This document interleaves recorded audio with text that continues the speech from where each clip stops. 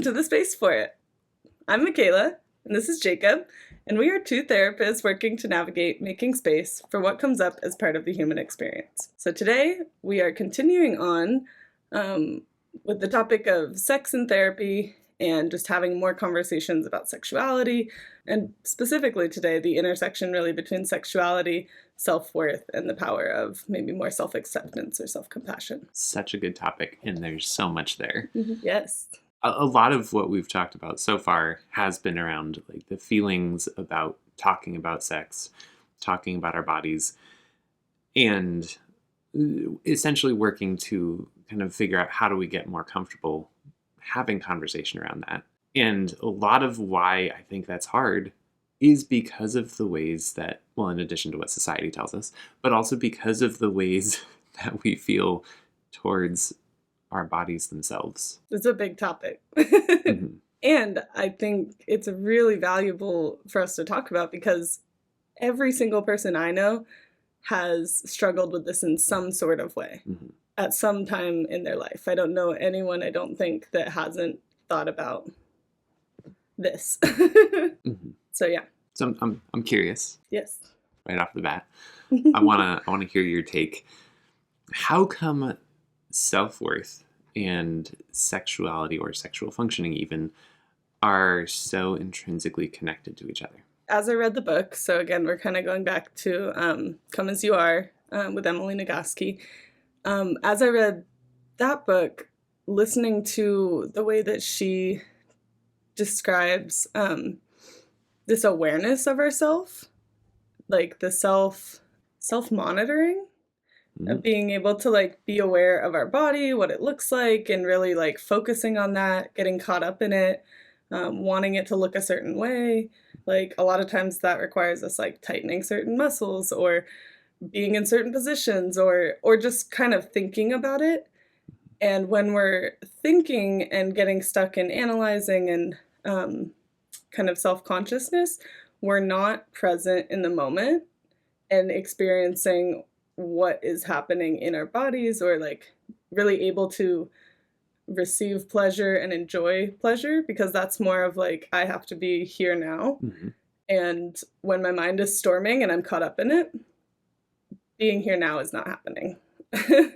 So I think that is a huge part of why these two are really linked. I mean, a big part of what I hear in what you're saying is this idea that there's a way that we're supposed to function, or there's an idea that there's a way that we're supposed to function, and therefore, instead of being able to just be how we are, we get very caught up trying to be that certain way, trying to stand that certain way, perform that certain way, look, tighten, whatever it is. And if it's not that way, then something's wrong. Yeah, well, and in addition to like the performing or being a certain way is the looking a certain way that is stuck in our heads a lot of the time. Yeah. And what is sexy? Ooh. How can I be sexy? Like, what does that mean? What does it mean to be sexy? This is a great question. I'm still exploring this to this day. Trying to, and it's interesting, the more that my partner and I have been able to communicate around sex or around poor experiences. I was just telling Jacob a little earlier as we were getting ready for the episode of an experience with a previous partner where they basically told me I wasn't sexy. Like I was beautiful, but I wasn't sexy. And that has stuck with me for a long time. And it's been really kind of interesting to like look at that or ponder and reflect on that and say like, what does it even mean? So I'm still kind of creating my own definition of it that is more, I don't know, more about self-acceptance and allowing myself to be present in my body around sex. But yeah, it is, I don't know. It's still forming for me. What about you? I think part of why it's so hard to nail down a specific maybe even definition of what it means is that it's different for everyone. If you think about the idea of like sexual attraction in relationship, and like if we go a step further and think about like how if you have a specific partner for a long length of time, that's redundant. If you have a long-term partner, you go through life together. And over time, if you work at it, you usually become more and more attracted to that person. Mm-hmm. And any time, it's actually kind of funny, like anytime I'm talking to clients about body image or we're talking about any of these things, for whatever reason, and maybe this is just recent, it's just what's been in my head recently. Anytime we're talking about that, in my head, the John Legend song starts playing, where it's like all your curves and all your edges, all your perfect imperfections, which is it's very unhelpful when I'm like trying to have a conversation in my mind that's playing in the background. I'm like, no, stop, focus. But that idea though, where it's like, what is sexy is the person. And I think the reason it's hard to come up with a definition is because there isn't actually one that fits universally. Because in reality, it's you. It's the person who you are and the way that you're seen by someone who loves you. That's very fair. Yet, in our culture, what is the definition, or what is the, for you, what have you noticed people saying what sexy is or isn't? I think the cultural definition is maybe slightly shifting, but I think that for a long period of time in modern history, because it's also changed based on wealth, based on society, based on what people had access to, because at some points it's been, are you tan? At some points it's been, are you pale? Are you heavy? Are you not heavy? Like, there have been so many different things, but I think right now, a lot of what people look at is, are you thin? Do you have muscles? Is your skin tanned? Like, do you, essentially, I think it's like, do you look like you put work into how you look?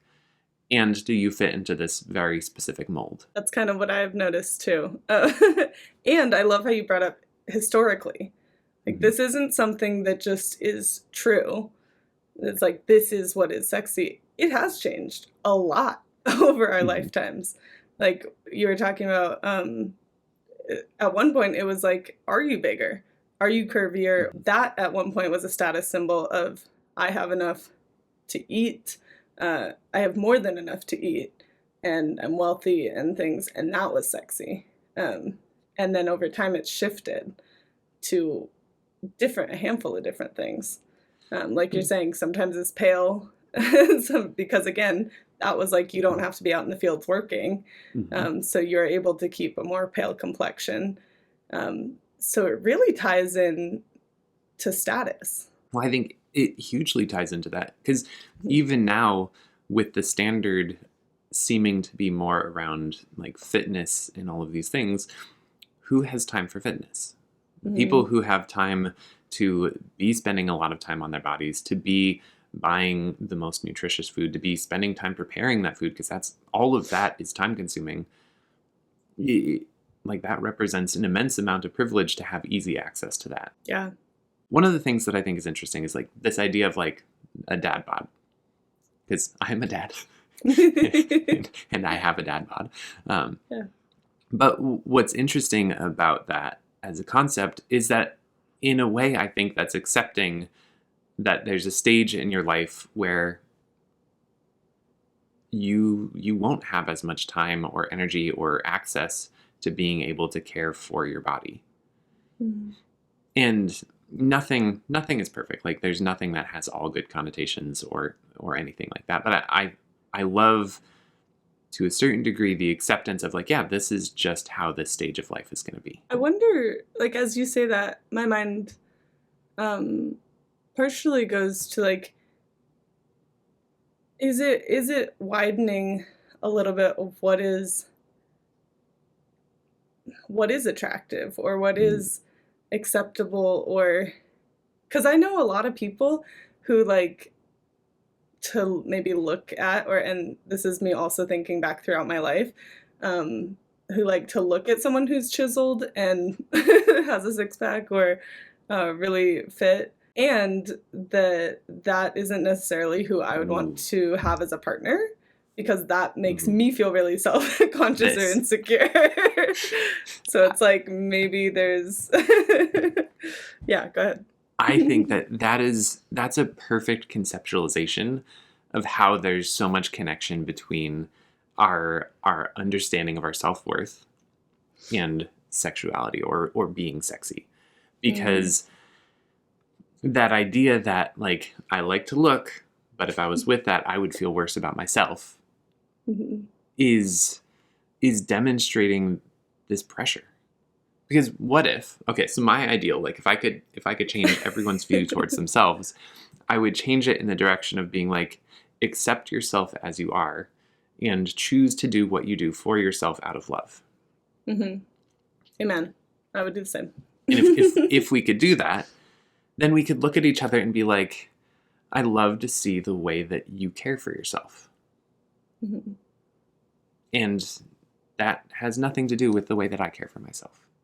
But yeah, we don't, like, societally, there was a TikTok trend that was actually I thought it was very funny. But it speaks to this as well, where it would be a couple, and one of them would be working out a lot, and you could tell, like, their body is getting very classically sexy and, like, toned and everything.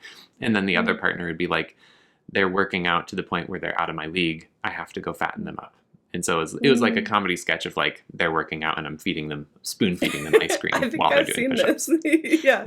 And that's hysterical. And I get it, but also, like, that represents this idea that there is this kind of, like, level that if we're going to be together, we have to match. Or if you are this way and I'm this way, that's bad for me, or I should feel bad about myself. So it's interesting too.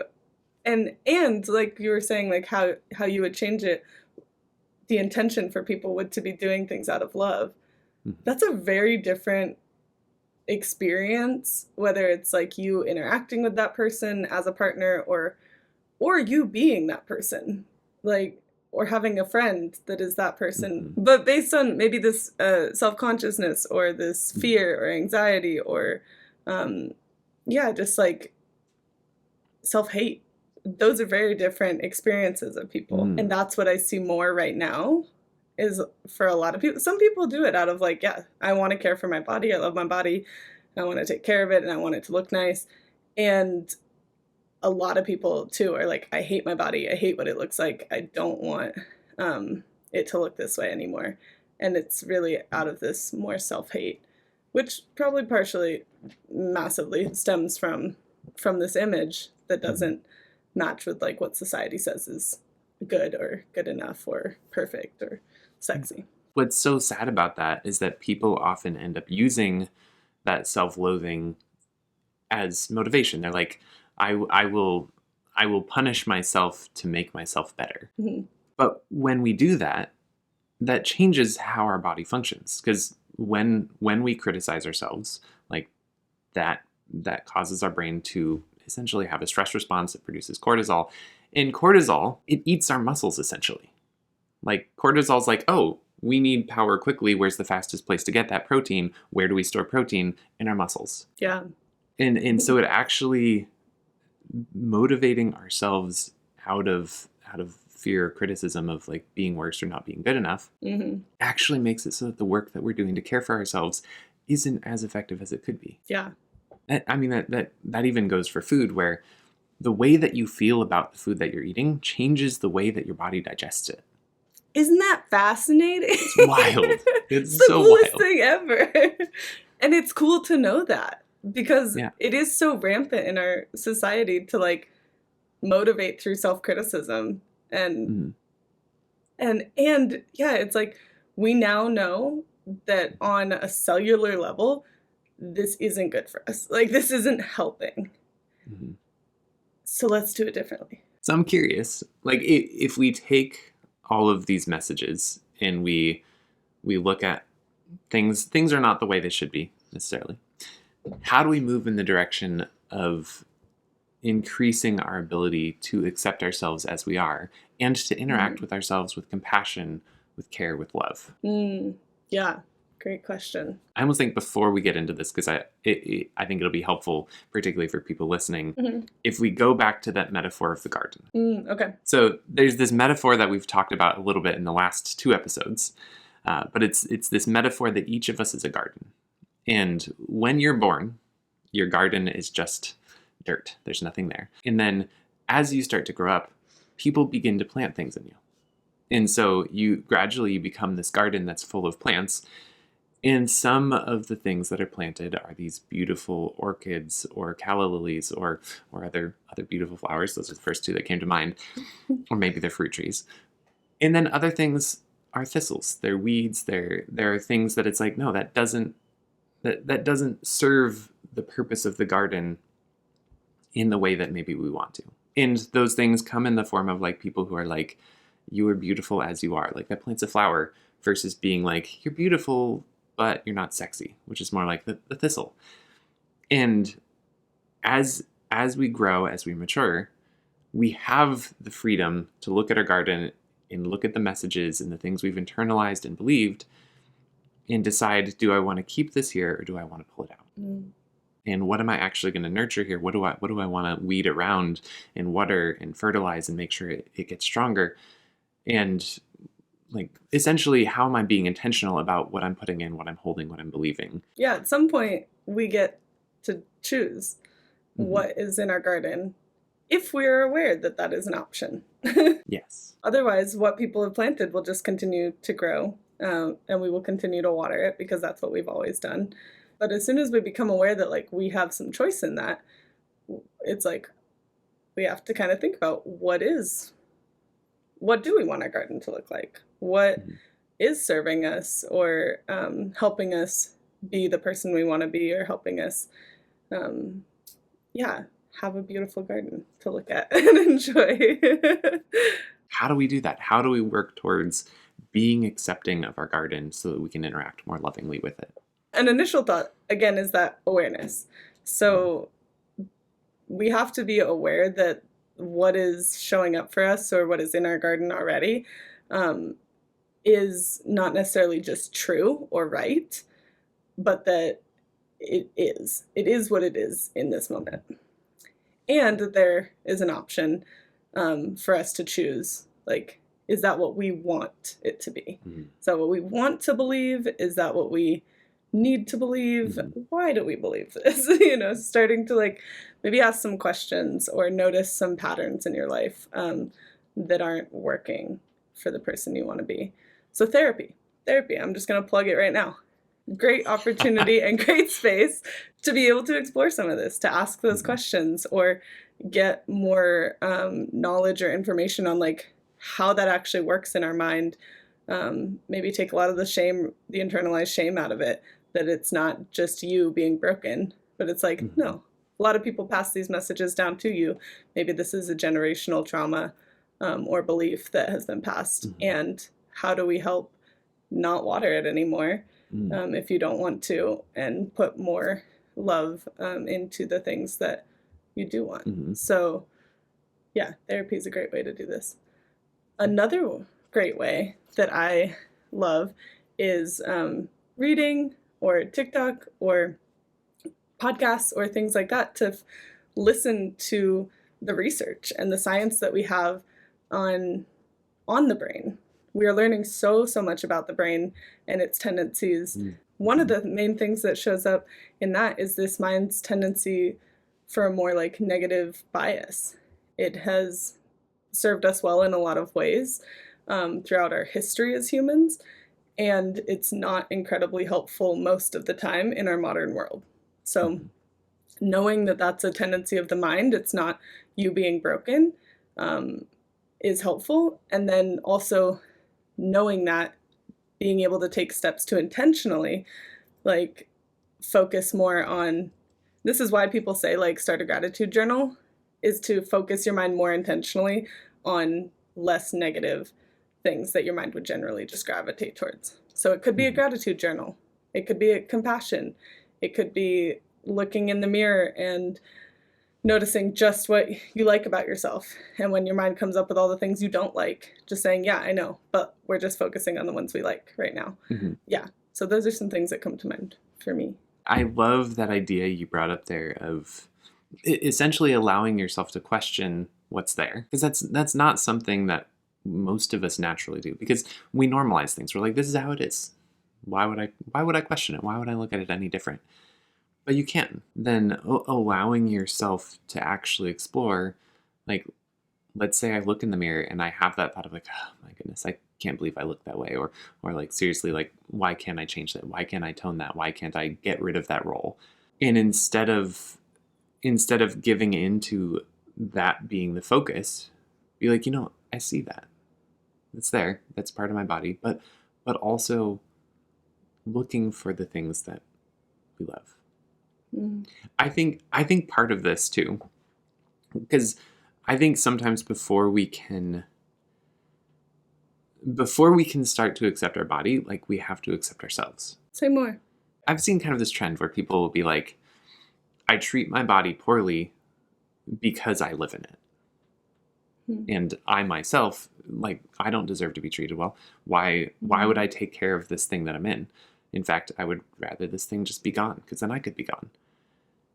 And so I think there also has to be this deeper movement towards accepting, like, me as a person has worth that is inherent. Like, I'm deserving of being loved, regardless of what's been planted in that garden, regardless of the messages that I've been given by people who didn't demonstrate to me that I'm lovable, that I'm worthy, that I'm deserving of being accepted as I am.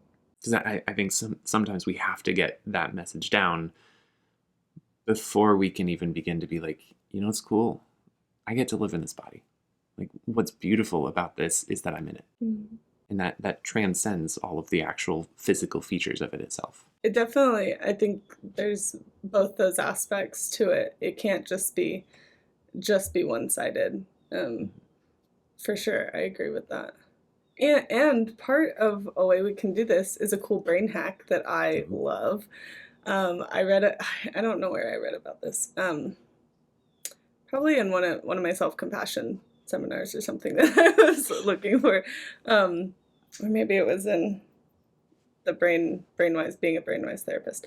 Anyway, beyond the point, there's this cool thing that we can do with a mirror every single day to help support our brain in seeing us as an ally, or as a supporting person, or as an encouraging being in our life. And it's super simple. Give yourself a high five in the mirror. A little bit of smile, even some finger guns. That's what I like to do. But it is really fascinating. They found that it kind of wires your face as a supporting being entity into your brain, into your basal ganglia, so that when you see yourself, you are seeing like that encouraging person or that support, versus this person that I hate when I look in the mirror.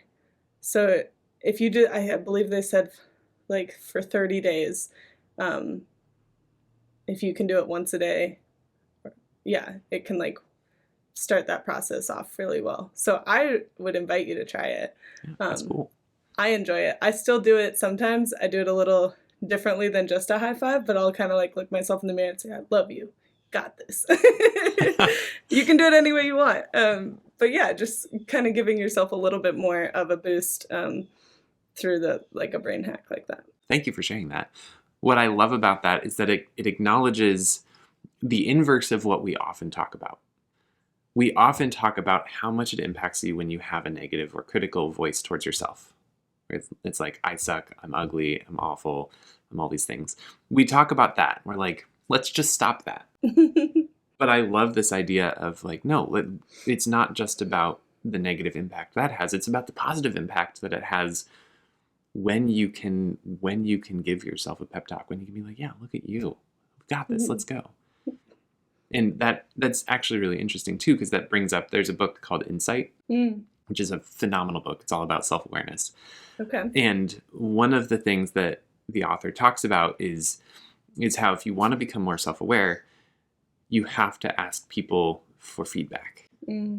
And you can't just ask people for like, hey, tell me how great I am. You have to ask people for the feedback that's hard to hear, that's critical, that maybe says, hey, you have some areas you need to grow.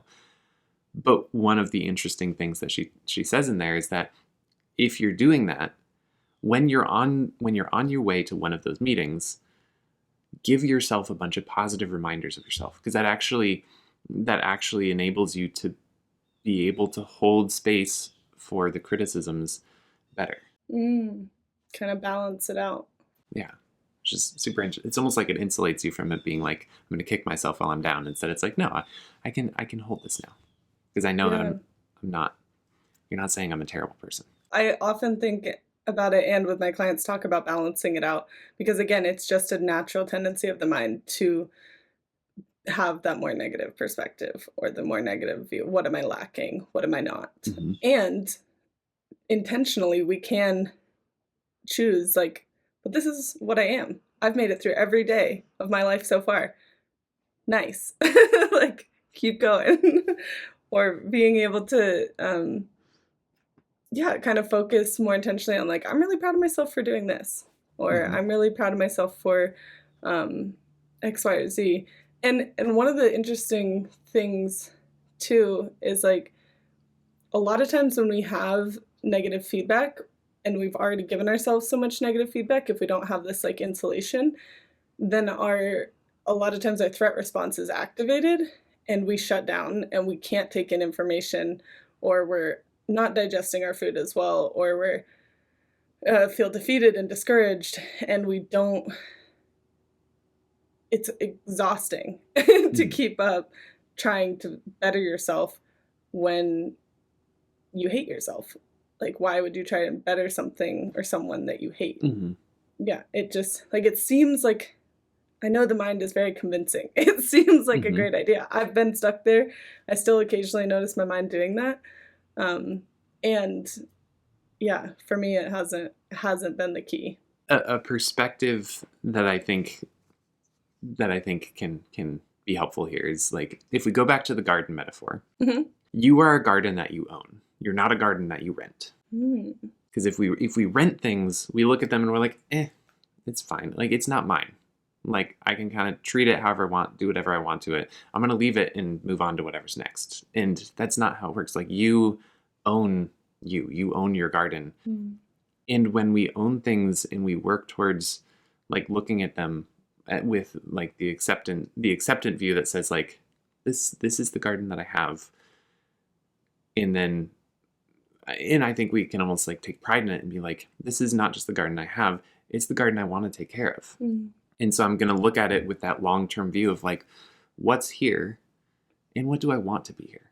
And what are the things that I see here that I want to pull out? And what do I want to cultivate? I love that perspective.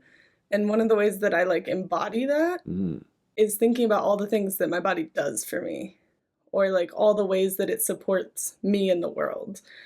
Thinking about like, and this is kind of where for me some gratitude shows up in being like, oh my gosh, like my body digests all this food for me, and it gives me this energy that I can use to go out and sit with someone, be present with someone, help someone, or to go play like soccer or go for a beautiful walk. Like, my eyes allow me to see the cool birds or the squirrels. Like, I absolutely love that.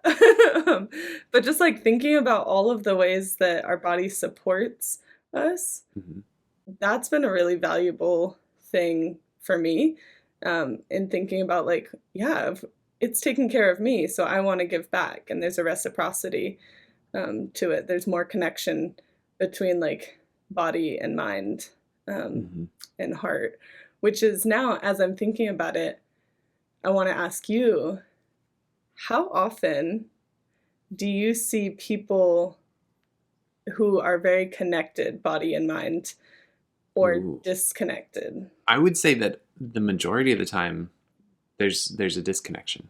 It's almost like there's not even an awareness that I could be connected. That is a Western society thing, because we have this medical view where it's like your body is something that is either broken or well, and if it's broken, we fix it, and if it's well, great. Versus, I think, much more of like, Eastern, whatever the opposite of Western would be, like more of a holistic view, essentially, that says like, no, each of these things is intrinsically connected. But yeah, I think a lot of the time when I start working with someone and we talk about these things, there isn't as much of an awareness of how connected these things can be and how valuable it is. I've had a very similar experience with that. And I've had people even tell me where I invite them to say, your mind is doing this thing. Just like your heart beats, your mind thinks. I feel like in our society, we have such a fusion with we are our mind and such a, I don't know, putting it on a pedestal, like this, the logic, reason, this is the way, or the things that we need to, or that we really value. And yet there's this whole other intelligence and wisdom that is the body, that is the sensations and all of the things that going on with it that are just, in my opinion, just as valuable. And when we connect, we have all that extra wisdom. But it is so common for us to disconnect based on the way that we view the mind and the body, like you were saying, the body being more of an object of, it's either broken or well. If it's broken, we fix it. If it's well, cool, good job. Instead of like, instead of that connection being there a lot more. I think one of the things that's really valuable for practicing this is doing something like yoga.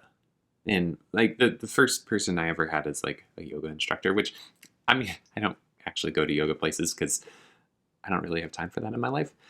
But I've done a lot of like watching on YouTube. But the point is, yoga with Adrienne, which I think I love yoga with Adrienne. So much of what she does is she sets up a space where it's like, hey, I'm proud of you for showing up today. That's what matters. And move in the way that works for your body. Like, be here for you. Be intentional about how you're moving for you. Like, go slow, be gentle. Yeah. Be here. Like, I love that because it is this intentional act of actually showing up to engage with your body and your brain at the same time together. I absolutely love her. And I have her subscription. I have for the last like 6 or 7 years. And I love the way that she goes about that, because I have so many yoga classes. Even when you initially said yoga, I was like, well, because some yoga places, or the way that Westerners have taken on, and again, I include myself in that, the way that we've taken on this idea of yoga as an exercise is very different from how it maybe can be used or is cultivated and used in other cultures. And I think she brings a lot of that into saying, like, a lot of times she'll say, like, it's not about the pose. Like, it's about you, getting into your body. It's not about looking a certain way. It's about feeling what is going on in your body and doing what feels right for that. And so a lot of it is listening to your body and getting to know it better, and having that conversation where, as a lot of the times, we're just like pushing it into forms that it's not meant to be in, are not comfortable, to try and, again, look a certain way so that we can hopefully feel a certain way. This goes about it in a very different way. The distinction I think about it as is there's yoga that is the act of mind-body connection. And then there's yoga that is essentially Pilates light. Where it's like, this is more supposed to be a pseudo-aerobic activity. Well, it's interesting too, in my yoga journey, when I was doing yoga for the exercise of it, I was a lot more likely to get injured or to not have correct form, and to probably overstretch or things like that. The more I focus on form, even if I do 15 or 20 minutes of yoga, it is a workout. If you really are intentional in placing your body in certain ways and getting the form correct, like I'm using my hands right here because that's what I think about often, is like the weight that is placed in my hands or how I'm even pushing down on my fingers so that it's not going into my wrists in the same way. Like there's so much more to it than just being a passive experience. Like it's quite a workout. I feel like we should be sponsored by Adrienne. One of the things I love that she does that you kind of just touched on there is that she's always talking about, like, think about how you're rooting to the floor. Mm-hmm. Like, you're not just putting your hand on the floor, you're not just putting your foot on the floor. Think about how you're actually rooting, and each part of you being connected to the rest of you, together working to do something. Like, that's it. That's so much of this. Yeah. If anybody can't tell, we both are. Shout out. We're both very into this. Thank you, Adrienne, for all you do in the world. One of the reasons I think it's good to talk about something like this is that when you can adopt that attitude, it is about accepting doing this how my body can do it. But there's something else that you kind of touched on. You didn't really touch on earlier, but it came up in my mind, and so I want to bring it up. Okay. There's also a big distinction between, like, what is accessible to me and what is accessible to you or to someone else. And for those of us that have the privilege of being able-bodied, it's very easy to look at our bodies and be like, thank you for being there for me so that I can run, so that I can chase the soccer ball, so I can do all these things, so that I can stand up when I feel like it without pain. But also, this is a totally different conversation, like when you face chronic pain or chronic illness, and you look at your body differently, and you have that feeling of, like, I don't just judge my body, I feel like it's failing me. I feel like it hates me. It won't do what it's supposed to do for me. Mm. And I think that brings in a whole additional layer of complication into acceptance. And so I just wanted to honor that, make space for that, because the conversation there, as much as I think there are common threads through it, it's very different than just the ableist, like, accept your body as it is. And yeah, no, I appreciate that a lot. I do want it to be expanded to to more people, to be understanding of very different situations, things like that. I will say too, I guess, or something I want to bring up, is that I myself have an autoimmune disease and get a lot of pain from that. And it is hard to feel that and not be frustrated by it. I'm often frustrated by it, or sad or grieve, that too. And in the act of, like, I guess for me, there's an acceptance of, like, it's not my body's choice. Like, my body's not trying to do that to, like, because it hates me. It's something that is happening. There is more acceptance for me there. And it's like, I don't know, in a way that almost makes me want to take care of it more. Like, to do what I can, as much as I can, not, and sometimes I go a little too far with that, or feel like if I have pain that I'm not doing enough. But yeah, I don't know. So I think there's space for both. Like, wherever you're at on your journey, a lot of grief, a lot of anger, hate or frustration towards your body. And I would hope I would invite you to find some practices for maybe some acceptance. And acceptance isn't a passive, like, resignation or giving up or surrender, but in a way, like, letting pain not turn into suffering by struggling with it in the same way. I don't know how that comes across. Yeah.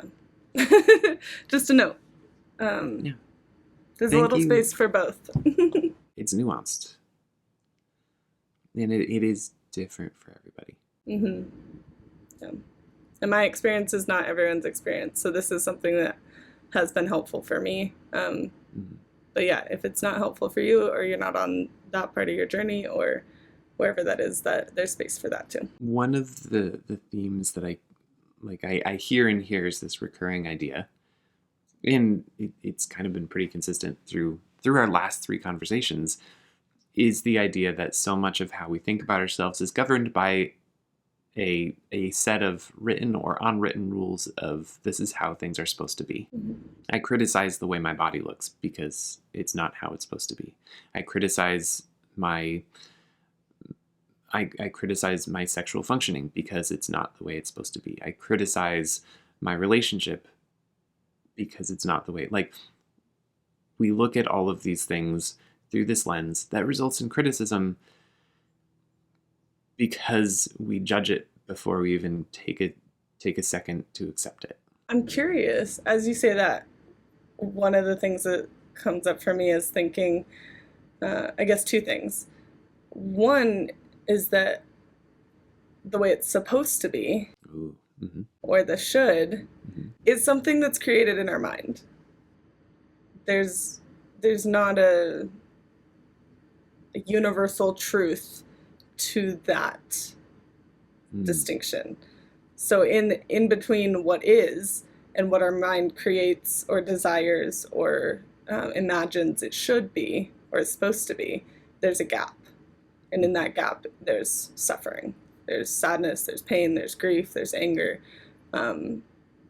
So that's where, to me, what acceptance more means is to recognize where our mind is creating this gap and to invite, instead of really clinging tightly to what we desire or what we think it should be, or, those thoughts or images or stories, to sit with what currently is. Mm-hmm. And that's really powerful. Again, it's not a surrender. It's not that we won't work towards something else, which I think is another concern that our minds have when we think of acceptance or when we've been told to accept something. It's like, just let it go, let it be. But in a way, it's more like we need to be here first because that is what is right now. Mm-hmm. And then we can kind of move towards what we want or what we desire, which brings up the second piece of that, which is presence. Mm-hmm. And which kind of tied into earlier when we were talking about kind of being caught up in our mind versus being in the moment, being present, feeling the sensations, enjoying pleasure. It's so easy to get caught up in the dissonance between how things are and how they're supposed to be in our minds, or how we want them to be. Mm-hmm. And yeah, if we go back to pleasure as the purpose of sex, to experience pleasure, we have to be in it. Like, I love using kids as like the example of what it means to engage with pleasure, what it means to be in the moment you're in. Because you watch a child enjoying something, and you can't pull them out of that experience if you tried. They're like, I'm loving this, I'm here for it, I'm bouncing off the walls, there's this thrill. And it's because they're there. They're in it. They're not somewhere else being like, oh, it's not culturally acceptable for me to jump around like this or be excited like this. They're just there. Yeah. I love that as a way of thinking about like when we can just be in a moment, uninhibited by this fear of what we're supposed to be doing, how we're supposed to function. It's a totally different experience. Yeah. And I think that so applies to working to accept ourselves sexually and having a vibrant, like, this is me, this is my sexual functioning. And I see it and I hold it and I cherish it and I care for it and I don't judge it. Yeah, I love that you bring up,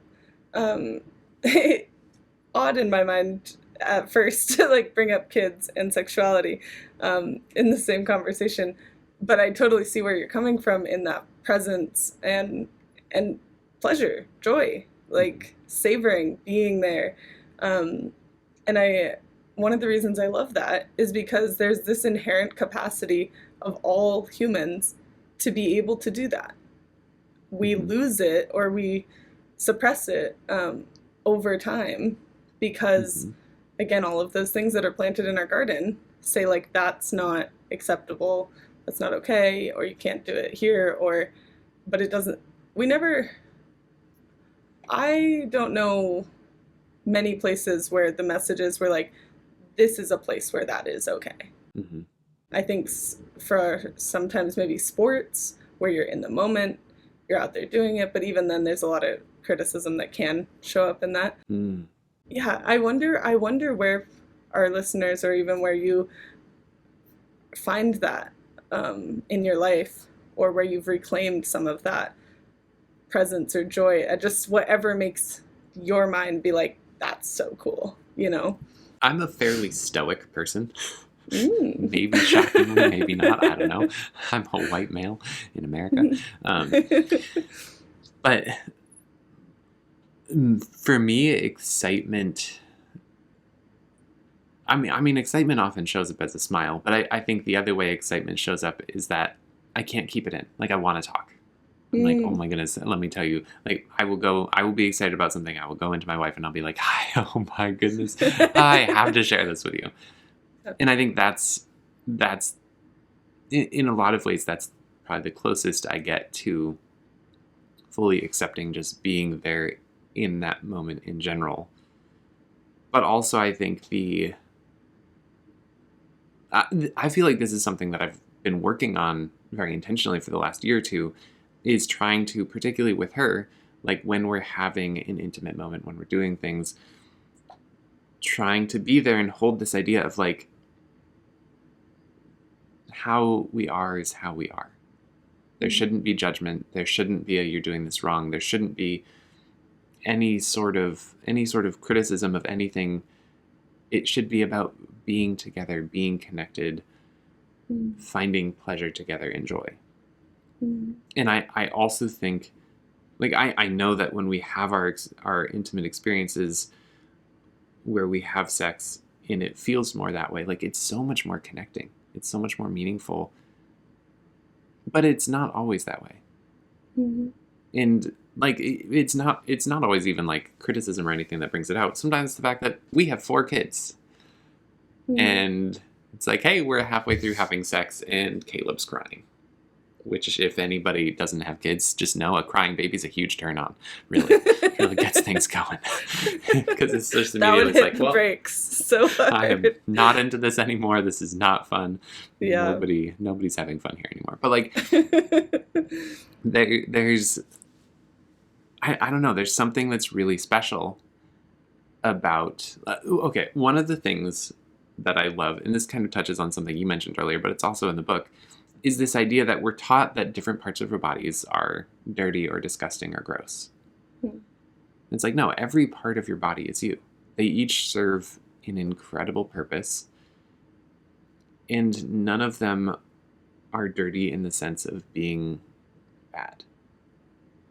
Yeah. I love that you make that distinction, and to normalize part of the reason that our mind even does that isn't necessarily a cultural thing, but like that sense of disgust is meant to keep us healthy and safe. So like we're not, so that we don't eat our poop kind of thing. Like that wouldn't be good for us. So there's a normalcy or a validation to a little bit of disgust in some of those ways. And yeah, that doesn't mean it's bad. It's so like, can we take that piece of it? Can we interpret it in that way? But not at the evaluation of that being bad or shameful, or can we, have those be separate? It's funny because I'm always trying to, like with my kids, bringing kids back into the conversation. When we have conversations, I'm always thinking about, like, let's say I'm changing a diaper. And even like my 18-month-old, he still doesn't talk yet. And so like I will talk to him, but it's always hard to tell like how much is he absorbing. But also with all my kids, like you're changing a diaper, and kids, when they're changing their diaper, they will try and reach down and grab anything that's in the diaper and anything that, like, if there's poop everywhere, they want to grab it. And I work so hard to send the message of like, the problem, the reason I'm pushing your hand away isn't because it's bad, it's because it's physically dirty right now. Yeah. And trying to give that message instead of the message that comes, that I think so many people have internalized, where it's like you get smacked away constantly. At some point you're like, oh, I guess that's bad. That's why I shouldn't touch it. That's why I shouldn't explore there. That's one of the things I love about language and languaging. I love the verb. I'm making it a verb. It's a thing now. So get on board or not. But I use it all the time. I use it in my notes. I say languaging a lot because I think it is an active process that we can change. Mm-hmm. And I love that because that's so much simpler in a lot of ways to do. But yeah, one of the things I often invite clients is to notice where your mind says good and bad, right and wrong, positive, negative, just all these evaluative terms that we have. And can you catch yourself? Can you be like, oh, there it is. There it is again. There it is over there. And then can we use more descriptive language? So like you're saying, it's not clean right now. It's dirty, and maybe that's not healthy for you to be touching your poop, because I know you smack your face with it or whatever it is if you're a little baby and you don't have control of all your limbs yet, or know these things. Or even with emotions, like we've talked about this in previous episodes, where sadness or anger gets labeled as bad. Oh my God, I just had a hawk fly into... This is the coolest moment ever. I apologize. You can. It's a little, oh, there it goes. So this is one of the things that I find the most extreme joy in. He just flew off. But yes, and a little unnerving because I have a lot of bird feeders in my yard. And this is a little sharpshin that likes little songbirds, so maybe I should chase it off. We'll get back to that. Anyway. I know this is going to sound heartless, but it also needs to eat. I know. But I don't want to be like bringing birds into my yard for it to eat. Is that why you're bringing them there? Or is that just, it's fine. We don't have to go here. I know. Okay. The intention is not to feed the hawks, although I do know they need to eat, and I love the hawks just as much as I love the songbirds. Yes, back to what I was saying. Being more descriptive.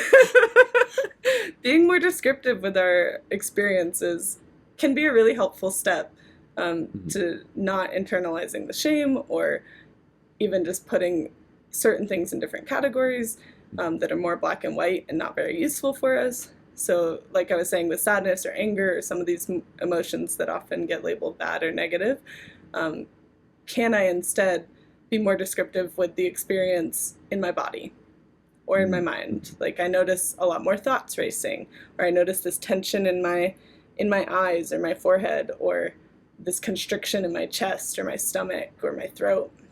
Like, can I be more descriptive instead of evaluative? That can be a really valuable way to start the process of undoing some of these internalized shame pieces. Again, it's all about recognizing that these things that have been planted in your garden don't have to stay there permanently. You're allowed to tend the garden. You're allowed to cultivate, weed, plant, change. It's okay.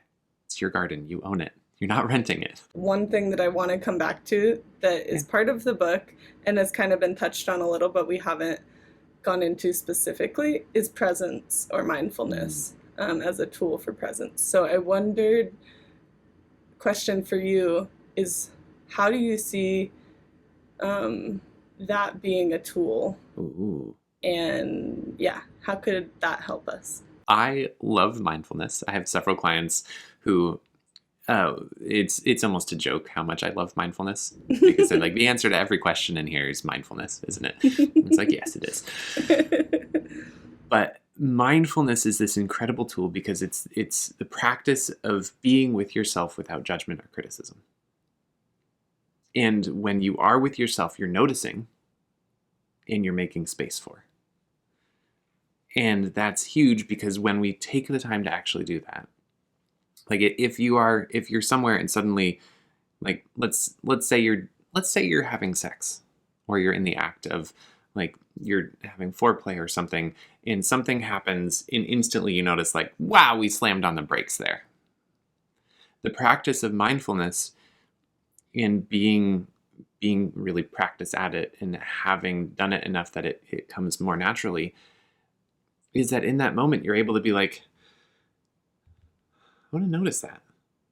Like, what am I experiencing? What tightened? Where is there tension? And if I allow myself to breathe and hold that, where does it take me? Mm-hmm. Is there some part of me that is feeling critical towards myself because I feel deficient, or I feel like something happened that wasn't supposed to, or I like anything? When you practice mindfulness more and more, you get more and more used to actually noticing being with without judgment. Mm-hmm.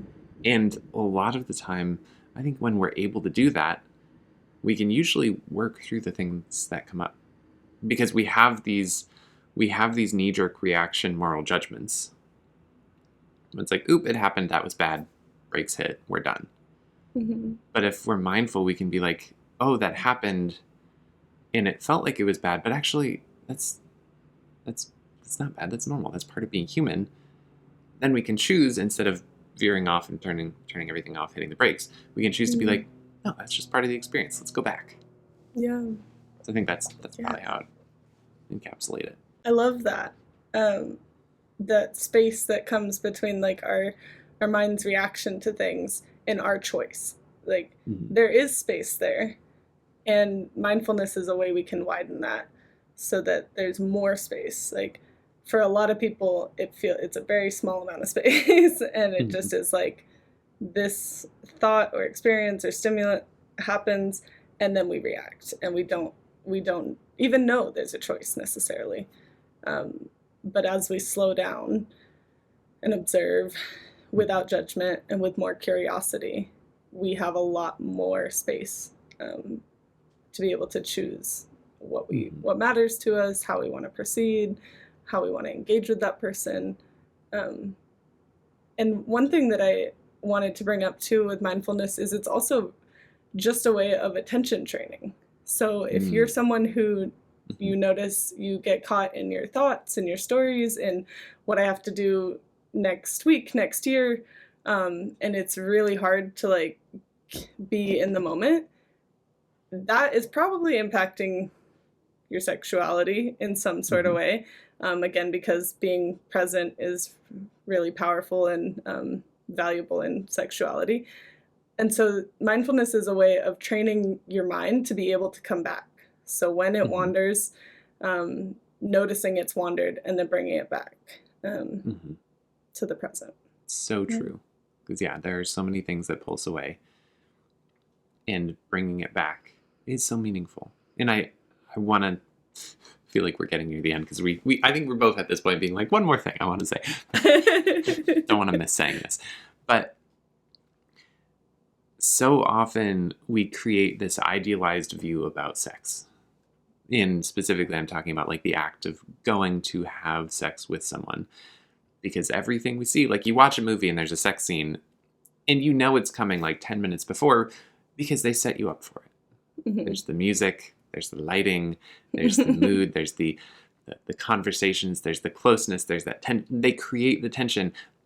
And we take that and we're like, that's how it should be, right? And it's not. Like sometimes it's slow and romantic and staged, and sometimes it's sloppy and fast and fun, and like there's everything in between, and there's nothing wrong with any of that. But what's important is that you don't take you and what you want your experience to be and say it has to be exactly like this every time. And you don't judge it when it's not that way. Like try and connect with the idea that the purpose of this is pleasure in with someone else. It's pleasure together. And that can be fun. There can be laughter. There can be giggling, and like we can go fast, we can go slow. However, it is. Just let it be that way. Which can take practice. Oh yeah, takes a ton of practice. Yeah. Again, if your mind has been practiced in its tendencies for a long time, I like to think about it as a well-worn path. Then the judgment, the expectations, the running off to other things is practiced. So again, doesn't mean there's anything wrong with you or broken with you. It's that you need to practice something different to be able to experience something different. And there's no, like, it will always be the same every day. Yeah. Some days it's different. Some days it's like, yes. And some days it's like, I don't know. It's like running. Some days I love getting up and running. And some days, like 2 days ago when I ran, I was like, I don't want to do this. It's different. Just let it be how it is. Don't judge yourself for it. Just be curious. Be mindful. So to wrap it up, I guess, how would you invite people to begin maybe a mindful journey or something like that? I always tell people start small. Because if you sit down and you're like, I'm going to be mindful for the next 5 minutes and I will sense everything and feel everything, you're not. You're going to get up after 20 seconds and be like, that was dumb. That was a waste of my time. So start small. And what that means to me is, like, at some point in your day, and maybe if you want to like set a routine, do it at the same time every day, like sit down somewhere comfortable, wiggle your toes on the floor, and spend 30 seconds just like noticing, what does that feel like? What does it feel like to wiggle my toes? What do I notice? What are the sensations that are there? And just notice it. And if you practice doing that, gradually what you'll find is that over time, you'll start moving up. You'll start noticing like, oh, there's actually tension in my calves right now, or so on and so forth. And I think that's a great place to start, though, because it's approachable, unless you don't have legs, in which case then that's not super approachable, and try it with something else. I'm sorry, I had to throw it out there. I'm hoping anybody who's listening who doesn't have legs has a good sense of humor for it. But yeah. Yeah. And then find something else. Maybe it's fingers or moving your tongue around in your mouth or moving your neck or something. But some kind of maybe physical part of your body tune into a sensation. Yeah. Bring awareness to something small. Yeah. There you go.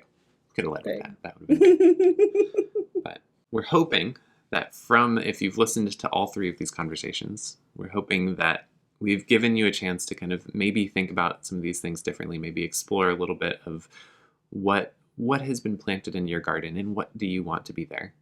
But overall, what we're really hoping is that we've just given you more permission to have conversations around this, to explore, to be open about it, because we want that to be the case. We want there to be more space for people to talk about this and for people to move in the direction of more, not more effective tending of your gardens, but move in the direction of being able to be more intentional about what is in your garden and how you're cultivating it. Yes. And to be accessible, like at all these different points on anyone's journey, to be able to start a mindfulness practice or just think about how you're thinking about yourself and seeing if that's how you want it to be. It's really all about more freedom, more choice, and more joy in your life. Yeah. So, if you enjoyed these, we're glad. Thank you for being here. If there's anything else you want us to talk about in the future, feel free to let us know in the comments below. Otherwise, it has been a delight. Whatever time of day it is where you are, I hope it's going well. And until next time, have a delightful day. Yes. Thank you for listening.